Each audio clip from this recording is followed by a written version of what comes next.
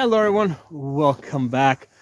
Today I'm going to talk to you guys about the absolute need to cap your rifle lights if you keep a light on your rifle. Okay, now the first reason that people will typically bring up is that if you have a negligent light discharge, it's going to give away your position, right? And that's true.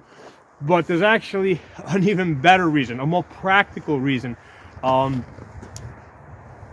you go to pull this out of your safe or wherever you have it, there's a really good chance that as you're pulling this gun out, this is either you're going to hit this butterfly switch here with your hand, or it's going to hit the safe or one of the other guns, and because of the way you're holding the rifle, it's going to shine right up into your face. And it's gonna, like, you're gonna start seeing stars. Especially, like, the darker it is, the more it's going to inhibit your vision. You're gonna see spots. You're gonna lose your night vision, and it's a pain in the ass, man. It's going to render you a lot less combat effective. Okay, so this is a cap that I took off of a scope that I didn't think really needed it. I thought the light needed a lot more because I do lots of night shooting, right? And the reality is, like, every time I go to pull the gun out of the safe, or if I'm just moving around the tables, you know, me moving around, it hits stuff, and I end up basically flashing myself in the eyes. Now, you might think, well, that's really a pistol light, right? And part of the reason why I like using pistol lights is because they're easy on, easy off, without wires. You might say, hey, that's a pistol light that has the butterfly switch. What about a rifle light? Okay, so put that down for a second. So rifle light, right, with the pressure pad. How are you going to grab this when you pull this out of your safe? Your hand is going to go right there, right? And if you don't have that light covered, okay, as soon as you grab this, you're going to basically shine yourself right in the eyes, and you're going to start seeing spots, okay? This is like, you know, it happens at least 80% of the time. Like, if it doesn't happen immediately as I'm pulling the gun out, it's going to happen, you know, at some other point, loading magazines, you know, just manipulating the gun, etc. Okay, you're gonna basically flash yourself in the eyes, and at night that is blinding. You're gonna lose your night vision. It's really inhibiting. Now, this is a setup here that I have. This is on a 11.5 inch. So on the 11.5 inch, yeah, there's really very little space here. So, you know, basically I have to grab the rifle either all the way down here or all the way up here to avoid hitting that pressure pad. Now, there is another solution that I have, and that's on a rifle like this, right? I use a rifle light, but one that doesn't, like, because these are both the same light, right? These are both Streamlights. Instead of plugging in the pressure pad, I just use the push button thing over here, where I push the button on and off. With this type of a setup, because that is underneath, you know, they don't interfere, right? Because what's happening is you can't have your sling attachment and your light on the same plane. So with this type of a rifle here, right, where you have this A2 post, I can have my light way high up so that it doesn't interfere with the sling mount. Now, if you try to, because I've tried it on, like, railed uppers, I've tried putting the light here and then the sling mount here on the side. The two end up being too close together. Okay, so that doesn't work. I've tried on these type of rails, instead of having the sling attachment here, having it further back. And it might work for some people. I mean, it does work. The problem for me is I do a lot of walking through the woods, so I need the rifle controlled at the two furthest points. So when I throw this over my back, okay, the rifle is controlled, right? And the sling tightens down. I've covered this in other videos. It's really important which way your sling tightens. You don't want it tightening up. You want it tightening down, so I can pull this all the way down to here if I need to, really tight, so I can be walking through the woods, running, whatever, and that muzzle's not moving all over the place.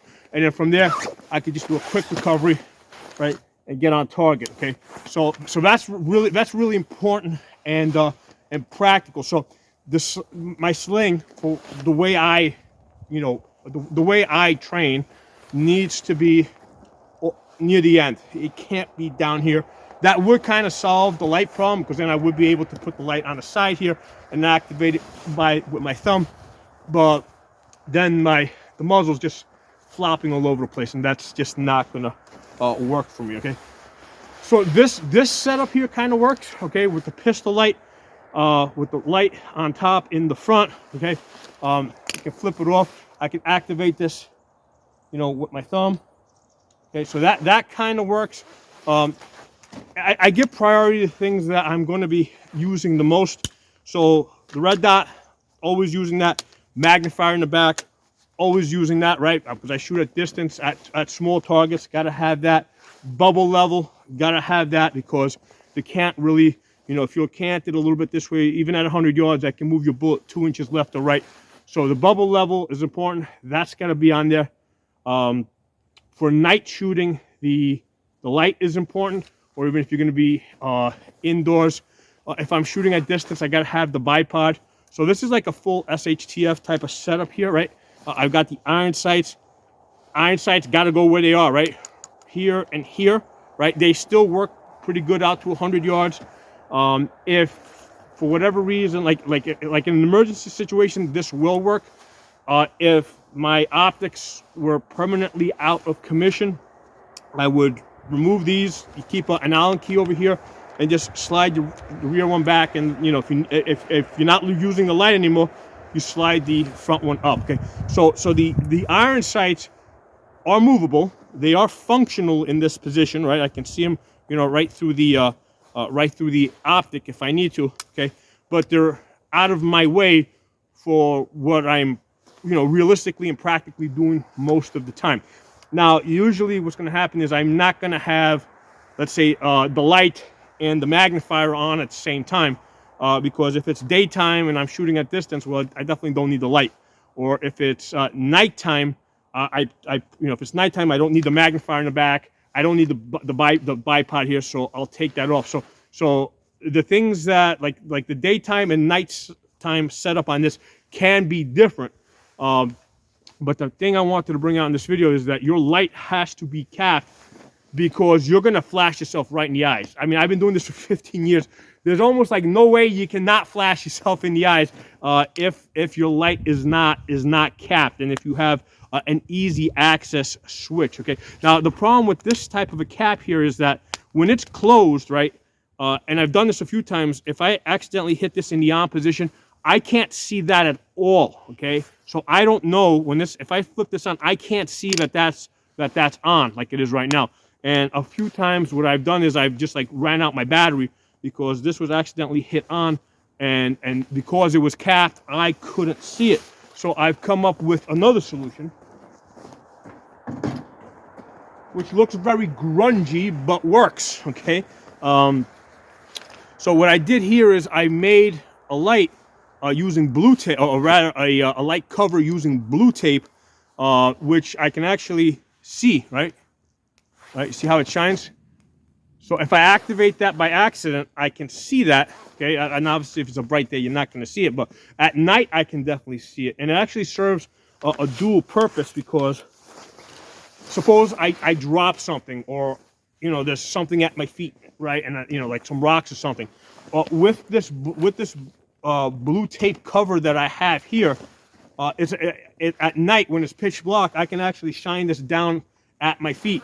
The light is it literally just shines right at your feet. It's very low. It's enough for you to pick up, let's say, a magazine or something that you might have dropped, or if you're stepping over rocks or something. It's enough so that you can see your feet, but you can't see any further than that. So this blue tape solution is actually very practical, and I made that myself. What I used was the electric tape, the cardboard that's on the inside. Basically, after I used it up, I kept one.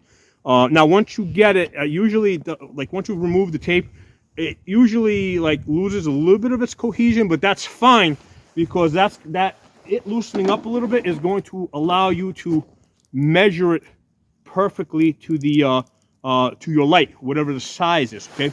And then what I did is, again, using the blue tape here, you know, I set it up so that I can retain it, all right, and get it back on. Okay. And what I did is, so I used the inner cardboard from the electric tape, blue painter's tape, right, to basically go around it and then go over it and then over here, so I have a place to attach it. And I also, that's how I made, like I just folded a couple times, and I made the you know, this lanyard here to hold it into place. And then what I finally did is I took some clear plastic tape and I covered it so that it is basically waterproof. Okay, so it doesn't just collapse if it gets wet. Now this is not something that's gonna last 100 years. You know, this is something that, yeah, especially in rough weather, you know, you may get, you know, a couple of uses out of it. But it's temporary, but it works really good. Okay, it keeps the light covered. If I accidentally flip the light on at night, especially I can see that it's on, so I don't waste my battery. You know, it's easy off, easy back on. Okay, I can shine my feet so I can see what I'm stepping on. All right, if I drop something, I can pick it up without having to go to another light, right? Because my pocket light, right, this thing over here, even though this is smaller, right, and tiny, this is going to be a lot brighter, right? Because, you know, because this is covered, so that, you know, this actually gives off, even though it's 1,000 lumens, it gives off less light. Okay, so that's a very practical solution. The other thing I've done, I mentioned this in a few videos.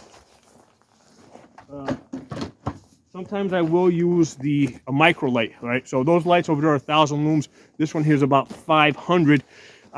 It really gives off a lot of light. This is good primarily for for an indoor type of situation, right? If you expect that you're primarily going to be indoors in the building, this will give you enough light indoors. Or if you're just like, maybe if you're in a suburban area and you're just going to be working around your house, you know, right immediately outside the house, this is a good solution. Basically, I can see at night I can see 30 yards with this, which is where those targets are right over there. That's about as far as I can see and really identify. You know, I mean, it'll shine a little bit further than that, but if somebody wants to be hidden, you're not going to see them with this. With these lights here, they basically double the distance, right? Even though they're 1,000 lumens, and on the boxes they'll tell you that these 1,000 lumen lights, you know, they'll go out to 300 yards. Realistically, in the woods with the trees and stuff out there, you're gonna get out 75, 100 yards max. You know, if somebody wants to be hidden, yeah, they pretty much got to be like at 50 to 60 yards, 60 yards if somebody's trying to hide, in order for you to see them with this light. Now, again, as you see me holding this rifle here, where's my hand going? Right in the area of the pressure pad. Okay, so again, if you don't have your light covered, you are going to shine yourself in the face. Like, that's 100% guaranteed. I don't care how careful you are. You might be careful for the first 5 minutes, 10 minutes, but you can't be like continuously careful not to press that pressure pad or hit that butterfly switch. If you don't want to cover the light, this is probably the best option for you, right? This option over here. Now, the problem with this option here is this button here is pretty well covered, so it's very unlikely that you're going to accidentally activate this light. But I have had issues where sometimes I'm kind of fishing for the night, like at dark, for whatever reason. I might be in an awkward position, right? I'm here and I'm just not. I don't hit that button first time out. You know, I have to, you know, start looking for it a little bit. So I have had that issue. So the A2 post works pretty good. I've mounted the bipod off of the bayonet lug. Not great, right? Because, you know, sometimes that bayonet lug, here, it's loosened up on me. This is like a temporary setup here. That bayonet lug can loosen up on you, so that's not a great solution, but it is something, you know, it is doable, right? This is something that can be made to work. At least you have an option with that. So with the bayonet lug, I I got the bipod here. I've got the light on A2 post. I've got the sling attached here, so that's working great. Red dot magnifier, that's great. The only thing I can't put on this is the rear backup sight, right? Because there's no place to put a rear backup sight over here. This optic is too big. It's not like I can slide this over and I'll have space back here. The magnifier really takes priority, right? Because realistically, I mean, I'm usually shooting 200 yards, at a small target. I need the magnifier. Can't see it. Like even like a 12-inch target, can't see it, without the magnifier. Can't have a good aiming holding point. Got to have the magnifier. Now this is an 8 or 9-inch guard. I have 2 other rifles like this that have the shorter 6-inch. On those, I put the quad rail on. Okay, so with the quad rail, now you got a place to put your, rear flip up sight. So the rear quad rail is a good solution that works. On the 6-inch, when I do have a quad rail for this, but this gun becomes like stupid heavy, right? When I put the quad rail on this 9-inch guard over here, like right now, this is manageable with the light, with the bipod over here. This is manageable, okay? If I put a quad rail on this, it just becomes unmanageable, not practical. So if this is the setup that you want, right? And again, the benefit is that this option of these other 2 really, I think, gives you an excellent light option, right? Because I can keep the light on here, and keep a 1000 lumen light on here without a pressure pad. It's on my left side, doesn't interfere with my sling. So this is really an excellent option. So I mean, I know quad rail. I mean, I know that railed ARs are all the rage, but there is a certain benefit to this. So unless you're putting like lasers and stuff on top of that, right? Like D-balls and that kind of crap. I mean, you really can. This can get you a lot of mileage. If you get this with the shorter 6-inch guard. Put a quad rail on that, and then you can have the light here. You can have your bipod. And this isn't great. I mean, and I don't mean the bipod itself. I'm talking about the bayonet lug Picatinny attachment. I mean, even with Loctite, because remember, this is something that's high stress. Like when you put this down, right, and you get into the ground and you load up on this, that's a stress point over there. So I have had this bayonet lug Picatinny attachment come loose on me a couple of times. Okay, so that's just be aware of that. I mean, this fixes some problems, but I mean, nothing is without problems. All right, everything is pros and cons. Every setup, no matter what you do, is going to have some issues. Okay, so yeah. So anyway, I wanted to say, if you got a light on your gun, you got to have a cover for it. Now, we said on this setup over here, right, it's kind of hard for me to accidentally discharge the light, but a lot of times people are talking about, you got to have your scope covered because the light can reflect off the light and give away your position. What do you think this is going to do, man? Look at that. That's a mirror, okay? This is going to, even in daytime, right? Even without you accidentally putting this on in the daytime, bright as, on a bright sunny day, there's a really good chance that you're going to have sun reflecting off of that. More off of that than off of this glass or that glass over there. So that's another reason why you want to have your lights covered, because that is a mirror that is going to reflect light. I mean, so a couple of things for you guys to think about. I don't think that night shooting and using lights gets enough attention, right? There's there's videos out there that cover night shooting, but compared to other videos, there's very few of them. A couple of reasons for that. It's not because if you're shooting at dark in the night, it's hard for the camera to capture, okay? So it doesn't make for very glamorous videos. So that's why one of the reasons why people don't talk about night shooting a whole lot. The other thing is, most of these other people that do videos, some of them, excellent videos, but they just don't have access to a location where they can shoot at night and practice and train and run into all the problems that that I run into because I do it. So that's another reason why you don't see too many videos that cover night shooting and using rifle lights and stuff like that. So a few things for you guys to think about. But yeah, if you're gonna have a light on your gun, I think you gotta have it covered, primarily so you don't flash yourself when you pull this out of the safe. You're like, oh man, you know. And making one yourself might actually be a better solution than getting a factory made one, because with this one, if I accidentally flip this on, I'm not going to be able to see it. And the other thing is with this aside from the fact that I can't see through it, if this is accidentally turned on, I'm running down my battery. If this hits anything, this opens up really easy. Okay, with this one over here, right, with this cheapo bullshit ghetto, poor man's cap. I mean, this doesn't flip off. I mean, I can get this on. If I need to make this tighter, I can just put more tape on there. I can, make this even tighter. This is a very, realistic, practical solution. Okay, so let me know what you guys think. Drop some comments. The comments really help bring attention to the videos because it pushes the algorithm. I don't monetize this channel, so I don't make any money off of these videos that I do for you guys. I purely do these videos to benefit the gun community and to try and bring more people into the gun hobby. Okay, so drop some comments. I'll talk to you all soon.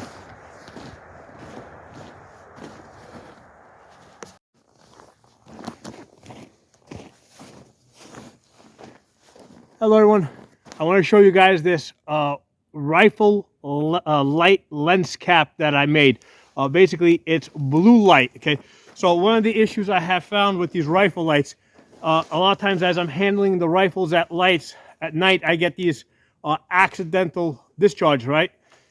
So what happens is, aside from it giving away your position, what it does is, if you get this bright light, right? You get this bright light that does that. It gives away your position, but if it's pointed towards your face, you're gonna basically blind yourself, and you're gonna be seeing stars.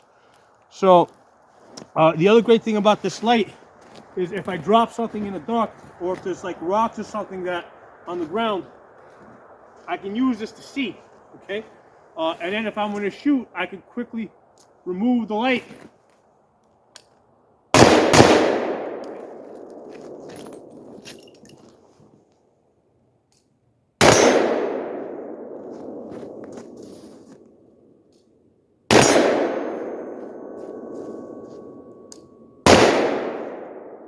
And then when I'm done shooting, basically I can cap it again. Right, so I don't have to worry about negligent light discharge. Right, and again, I have a very effective tool now I can see what's going on by my feet. Right, if I want to look at something or read something, I can use that light. Right, see how well that's working? And then quickly comes off. I can shoot. Especially like, let's say I drop a magazine, right? I want to do a magazine change now. Drop the magazine, put the next one in. Okay, but now, nobody's shooting at me. I want to recover that magazine, right? Cover up my light. And there it is, I can see it. I'm able to recover my light, my magazine.